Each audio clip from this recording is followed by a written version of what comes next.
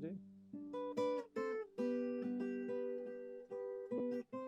Vou começar minha história contando desde o princípio como foi o surgimento deste nosso município.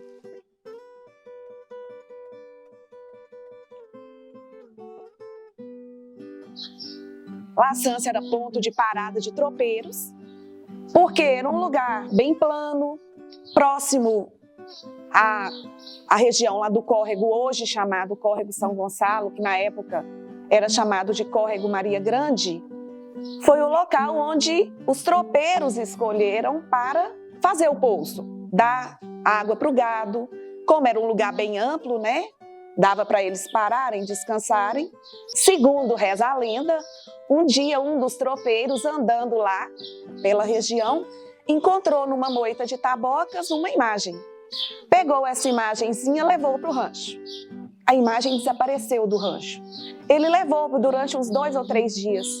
A imagem para o rancho, ela sumia. Aí eles deduziram, será que isso não é um santo? Como ele voltava para lá, ele voltava lá para a moita, o que eles resolveram então? Já que isso pode ser que seja um santo, vamos construir uma capelinha.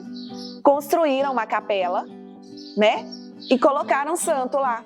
Lá, segundo a lenda, o santo ficou. O santo não foi embora. Aí falaram, não, é um santo mesmo. Aí colocaram o nome de Povoado de São Gonçalo das Tabocas.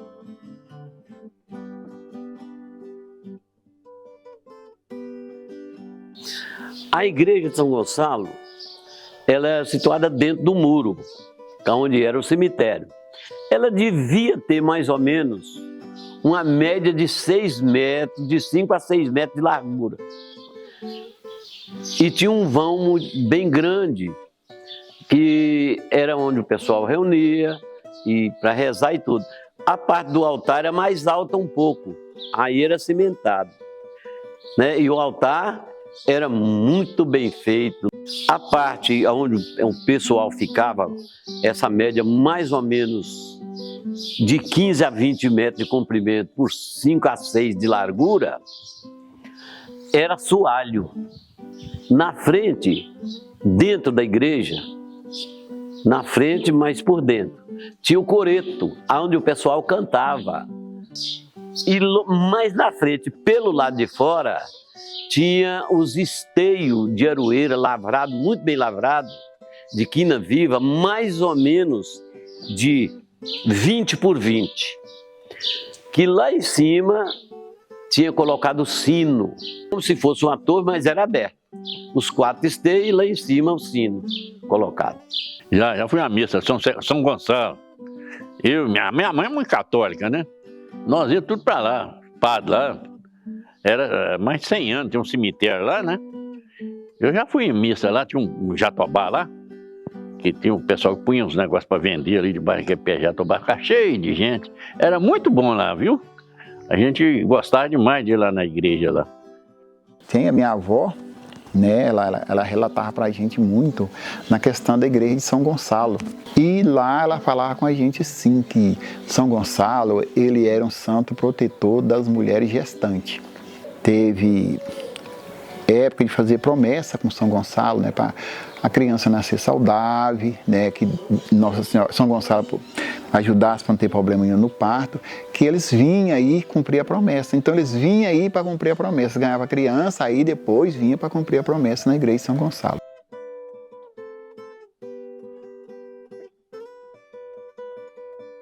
Conta-se que aí, com a construção da capelinha, é que iniciou-se as festas, né? Por isso, no decorrer das festas, a vinda de tropeiros, porque tudo iniciou-se com essa vinda de tropeiros para cá. Todo ano tinha a festa de São Gonçalo. Realmente era uma festa muito boa. O pessoal da zona rural, todo vinham. Naquela época, a condução era o carro de boi. E com isso, meu pai era comerciante, era o primeiro aqui da rua. Então havia um movimento muito bom. Vinha muita gente e todos tinham muita fé no São Gonçalo. Tinha mesmo a igreja de São Gonçalo, Tinha a festa de São Gonçalo ali do Córrego, tinha uma igrejinha lá, fazia a festa, e a gente vinha aí, mas aquele lugar era pequeno. Depois ele foi crescendo. Gosto de toda a festa de São, falou da igreja, eu gosto de todas, né? Mas aqui era bonito. A festa de São Gonçalo era bonito.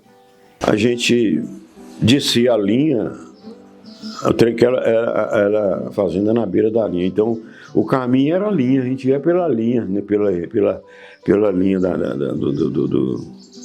do trem. Eu lembro bem que a gente, muitas das vezes, brincava, um com mão dada com o outro, né? Andando em cima da linha, né? Ali começava, às vezes, chamar as meninas, né?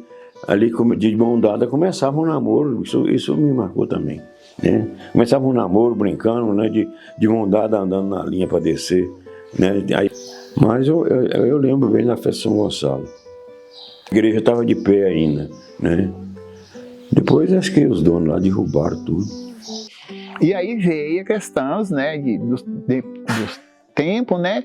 Aí eles tiraram a imagem de São Gonçalo e aí a igreja também foi acabando, né? E ficou daquele jeito que ficou.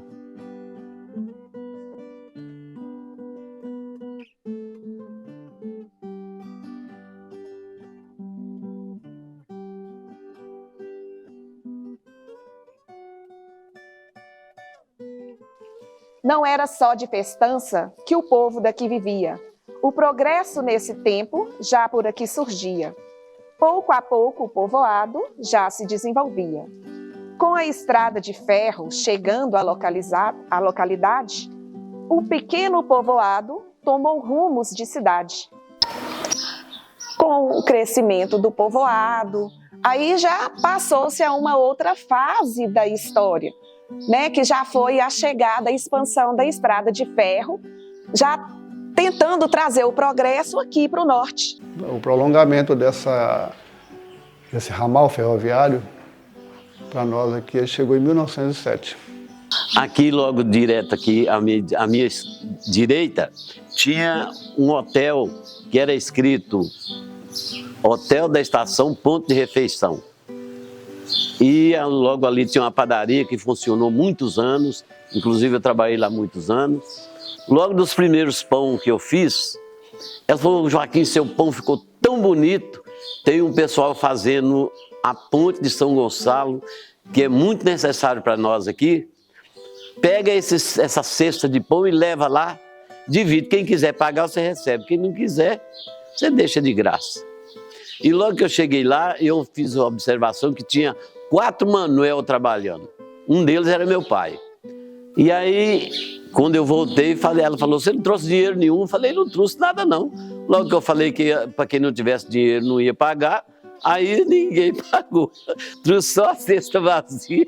Já tinha ponte de trem, mas era muito estreitinha e só tinha uma tábuazinha de 18 centímetros de largura e a ponte estreita. As pessoas tonteavam no passar. Então essa ponte foi feita para trânsito cavaleiro, passar carro. Foi uma ponte muito bem feita. Mas com o passar do tempo, depois veio o asfalto, aí construiu a outra ponte, essa ficou desdeixada, até desmancharam. Aí estava escrito assim, eles botaram um pedaço de cimento e escreveram Ponte de Manuel Cesário, que era o ferreiro, que o Manuel Cesário, ele era muito inteligente e gostava de dar um palpite, né? E eles acatavam o palpite dele. Aí então escreveu Ponte de Manuel Cesário, 1951, que quando eles terminaram lá.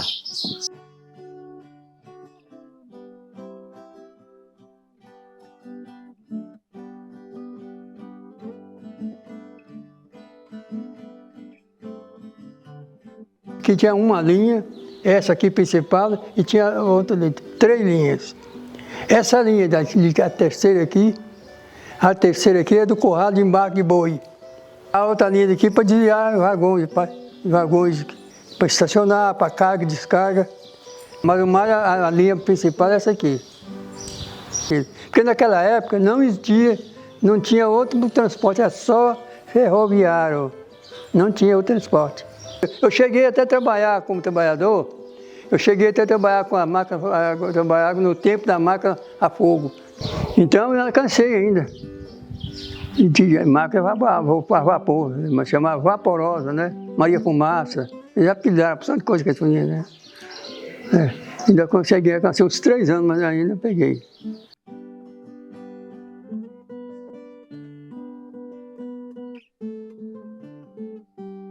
Primeiro eu chamava ele Maria Fumaça, né? Aquela fumaceira, tudo de lenha, né? Era com lenha que eu trabalhava, era aquela fumaceira, eu chamava você Maria Fumaça. A Maria Fumaça gerei. E meu pai era um comerciante humilde, muito simples, então ele vendia de tudo um pouquinho. E nessa época, era uma época boa, porque ajudava bem o comércio. O pessoal vinha fazer compras, ajudava bem. E minha mãe até fazia um cafezinho com bolo e biscoitinho para vender. O pessoal vinha, não tinha onde, hotel, não tinha nada nessa época. Então o comércio fazia essas coisas. Tinha um moço que morava lá, que dava café, vendia café na estação, né? O Zezinho. Ele vendia café lá na estação, o povo ia lá e comprava, bebia, ia embora. Olha, naquela época, o comércio, a gente vendia de tudo. Vendia de tudo um pouquinho. Tecido, alimentação, roupas, de tudo um pouquinho. Os outros também era a mesma coisa.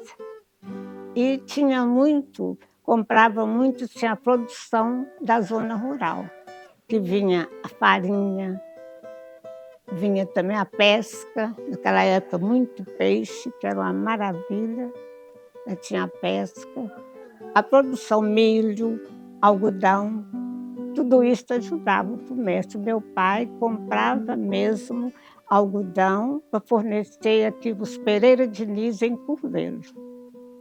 Naquela época era o trem que levava, era um vagão. Tinha época eu comprava e eles mandavam pela central até Curvelo e a firma Pereira Diniz recebia. A chegada da linha férrea, a construção da estação foi um marco de desenvolvimento.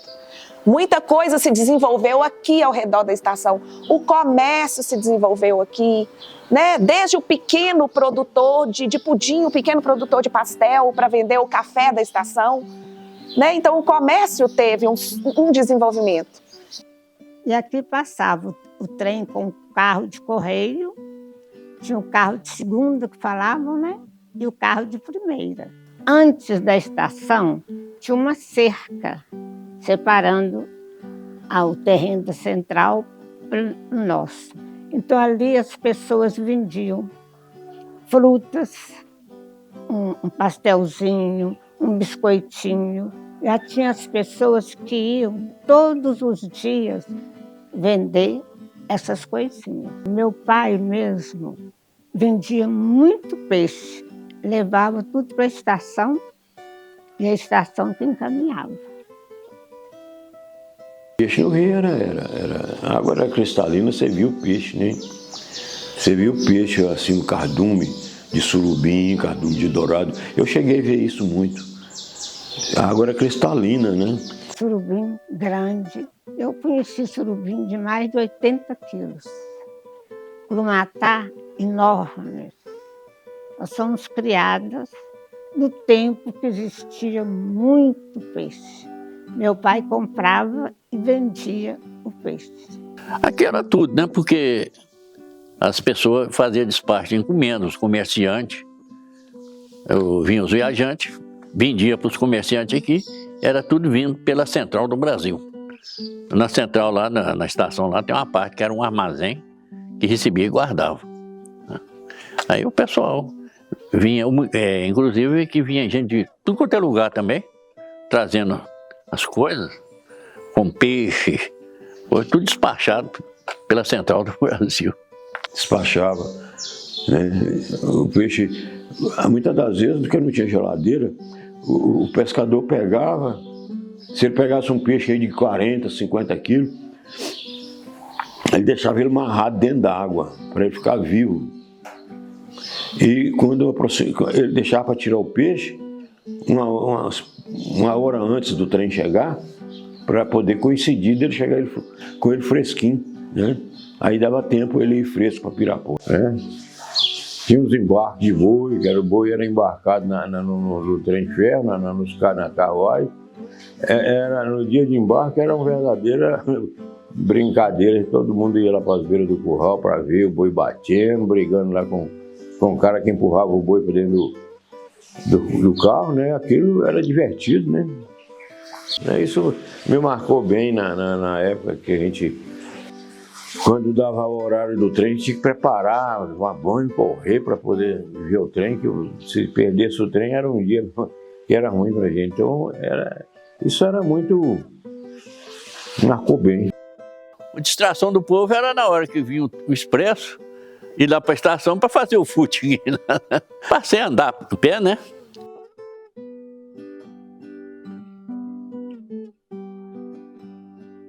O meu triavô foi o primeiro a chegar, né?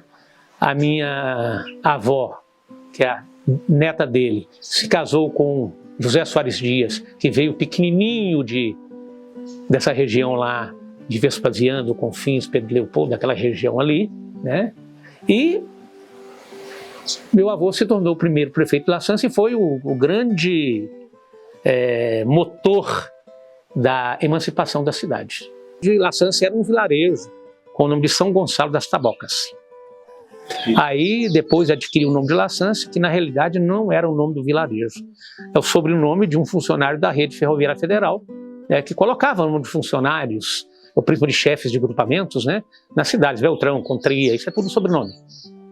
Então, daí esse nome, né, que é um sobrenome inclusive de origem francesa.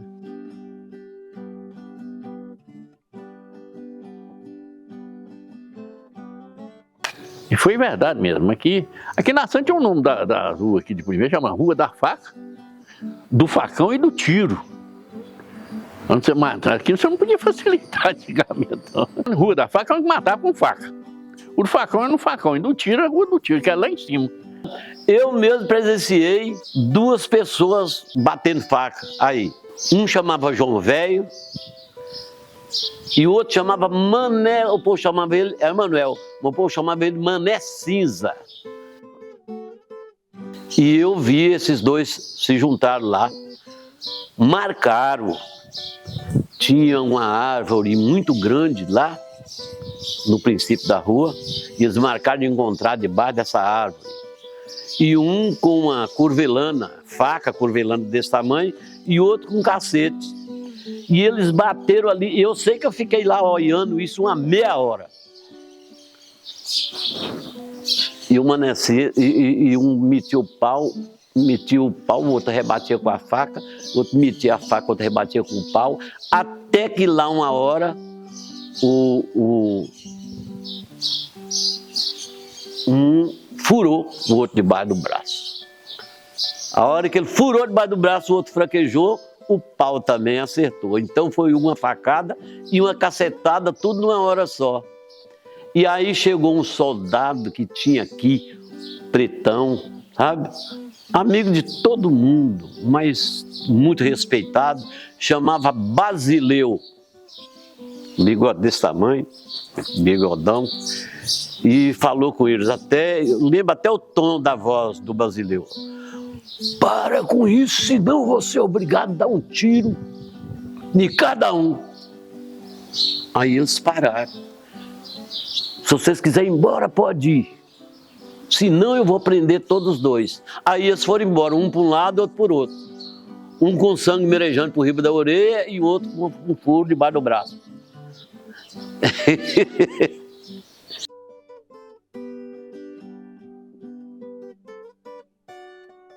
Era lampião, era lanterna de coisas, tudo. Lamparino. Aqui tinha uma dona que vinha aqui toda noite, ela vinha com a lamparininha acesa até chegar aqui.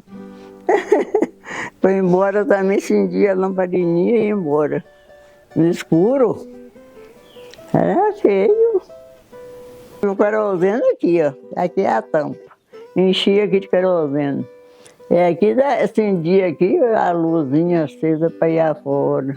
No escuro, e aí com a luz acesa, eu estava com lanterna, daquela lanterninha, andava para esse mundo afora aqui tudo rezando. Antes da CEMIG, tinha um motor, um gerador que fornecia energia aqui pra gente. Mas era muito difícil, porque a luz caía muito, né? À medida que ia aumentando a ligação, aí ficava mais fraco. E esse motor era lá embaixo. Quando tinha um baile, a prefeitura deixava funcionar até mais tarde, até a hora que terminasse o baile, né?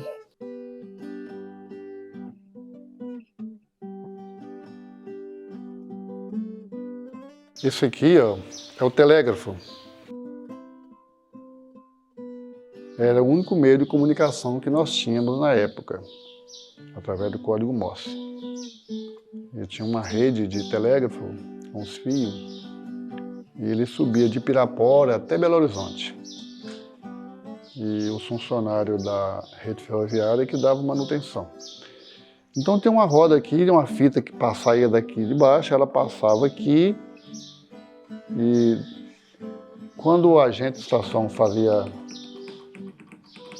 esse trabalho aqui, ele produzia as letras e a mensagem chegava lá no destino. Então, quando ele fazia assim, ó, ele escrevia as letras que ele achava que devia. Cada toquezinho desse aqui era uma letra. Ó.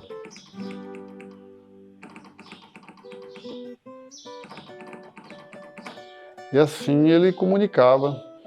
Até quando chegava alguma notícia de uma pessoa que tinha falecido, ou chegava uma mensagem de alguém de longe, ele recebia e ele tinha a responsabilidade de transmitir a mensagem para o morador da cidade.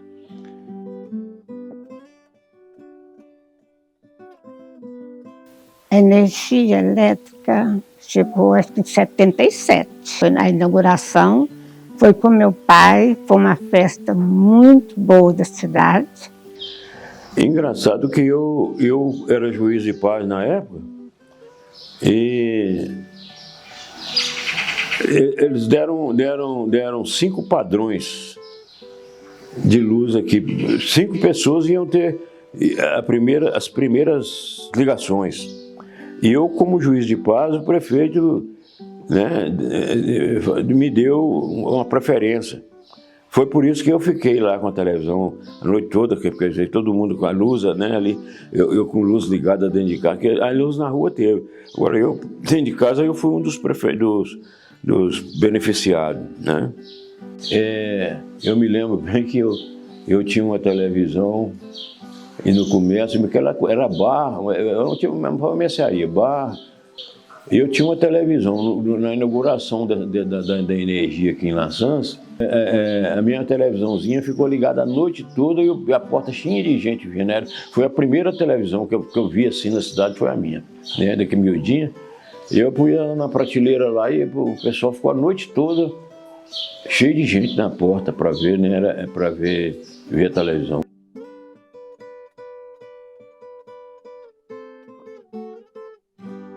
Criamos o primeiro clube de Laçãs, Clube Laçãs Futebol Clube, né? Uma associação, né? Criou ali, cada um tem uma cota, né? Eu tinha uma cota, a cota naquela época era 100 cruzeiros, né? Eu tinha os outros eram 2 cotas. Aí para montar, compraram um prédiozinho ali embaixo. Aí foi montando o clube lá, tudo simplesinho, mas dava movimento, a gente trazia o conjunto aqui. Inclusive tocou um conjunto aqui muito bom, a época é o Corinthians Boys. E a gente fazia animação lá, naquele tempo tinha mesa, você sair tomando mesa emprestada nas casas, tudo difícil, mas fazia.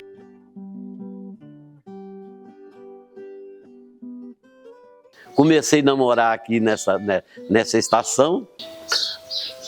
Naquela época era um pouco dificultoso, né? Porque a gente era muito vigiado, inclusive eu namorei mais de 1 ano para conseguir dar um beijo na minha namorada, né?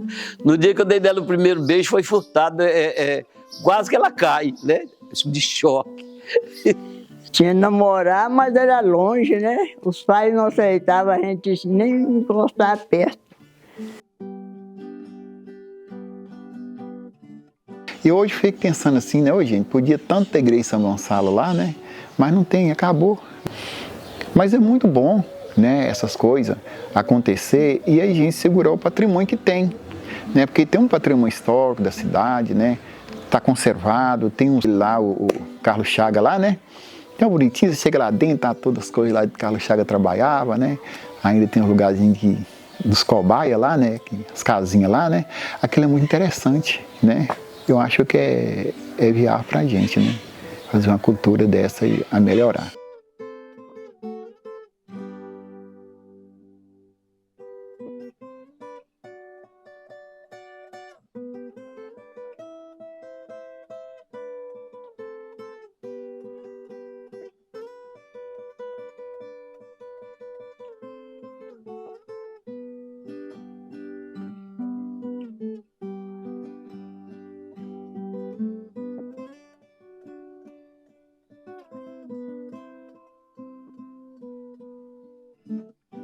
Quando criança eu brincava muito aqui, que a estação ainda funcionava, eu morava logo na frente ali, então eu não saía daqui brincando. Mas a gente via isso aqui movimentado.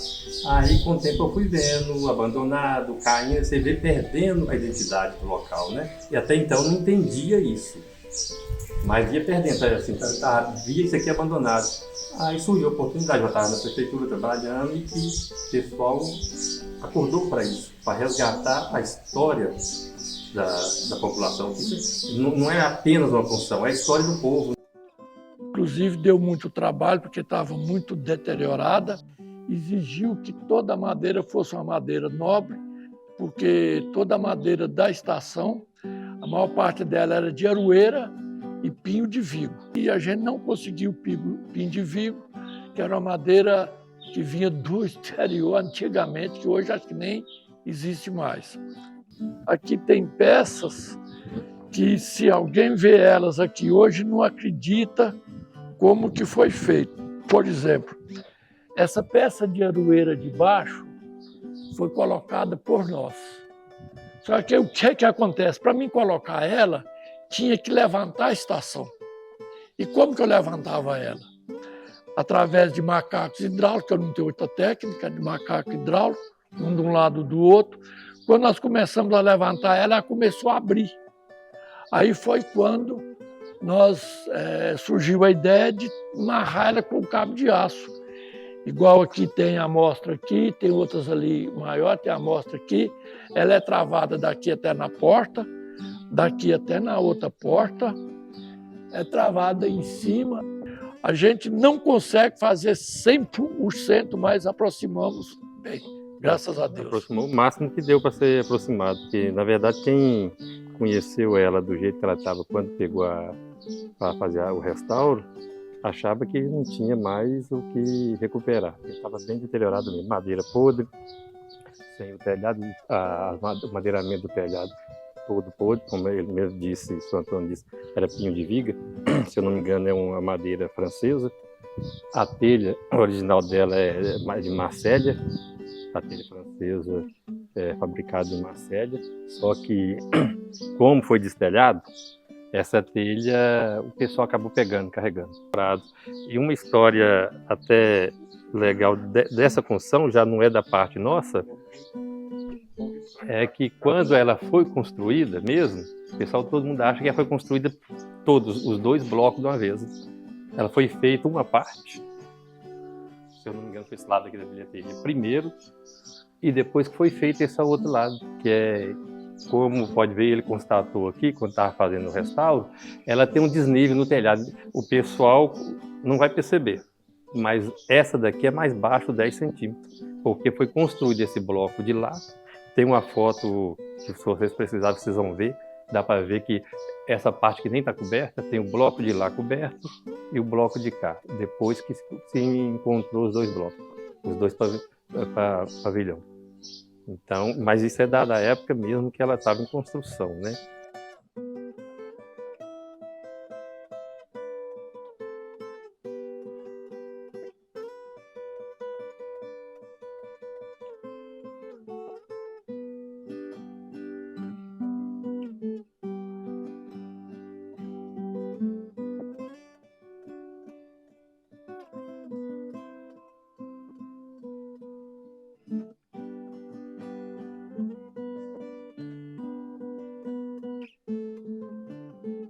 espera que o povo de hoje, os jovens de hoje, aprenda a valorizar o seu passado. Porque o pessoal fala assim, quem vive de passado é museu.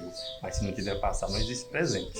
Não é isso? Então, tem que valorizar justamente o passado, que é através do passado que se faz o alicerce para o futuro.